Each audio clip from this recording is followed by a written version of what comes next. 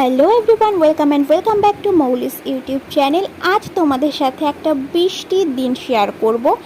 আমাদের বৃষ্টির দিনের পাগলামি থেকে শুরু করে সবটাই, কতটা ক্ষয়ক্ষতি হয়েছে সবটাই শেয়ার করব। তো চলো প্রথমেই দেখাই এই গাছটা থেকে। এটা হলো একটা পেঁপে গাছ, যেটা ঝড়ের কারণে ভেঙে পড়ে গেছে। ঝড় ঠিক বলবো না আমি, মানে আজকে খুব জোরে হাওয়া হচ্ছিল। আর এই দেখো, আমি আজকে হাওয়াটা একটু দেখানোর চেষ্টা করছি, প্রায় ঝড়েরই মতো, কিন্তু ঝড় নয়।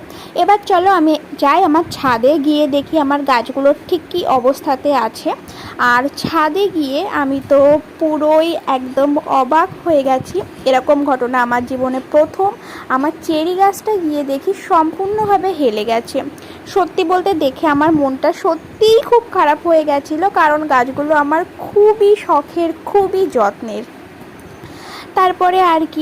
তারপরে অন্যান্য গাছগুলোও দেখছিলাম। আর এদিকে দেখো আবারও একটা দমকা হাওয়া আসলো। সেই সময় আমি ভিডিওটা করার চেষ্টা করেছি। দেখো ঠিক হাওয়ার গতিবেগটা কীরকম ছিল।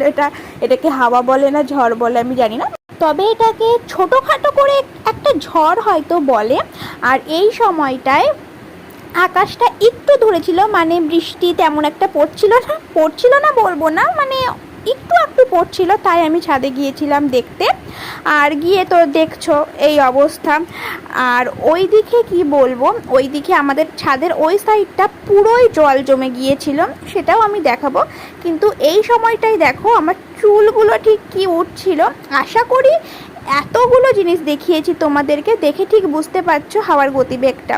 তারপর আমার বাবাকে ছাদে ডেকে এনেছিলাম গাছটা ঠিক করার জন্য। তারপর বাবা দু সাইডে দুটো ইট দিয়ে গাছটা যাই হোক মোটামুটি একটু দাঁড় করিয়েছে, পরে আমি যদিও ঠিক করে দিয়েছিলাম।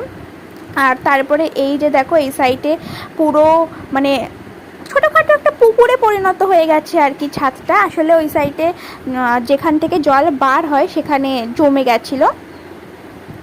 আর এই দিকে দেখো আমার ভাই বুনুর কর্মকাণ্ড, মানে ছোটোবেলায় বাচ্চাদের যেরকম হয় আর কি।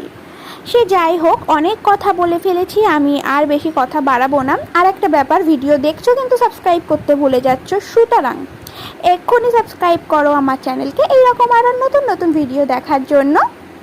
আর এদিকে দেখো আমাদের ছাদের পাশেই ছিল একটা কদম গাছ। সেই কদম গাছ থেকে আমার বুনু কদমের ফুল পেড়ে এনেছিল, আর সেগুলো এখানে জলের মধ্যে আর কি কুচাচ্ছিল। মানে কাজ না থাকলে মানুষ যা যা কাজকর্ম করে আর কি, সেই সবই।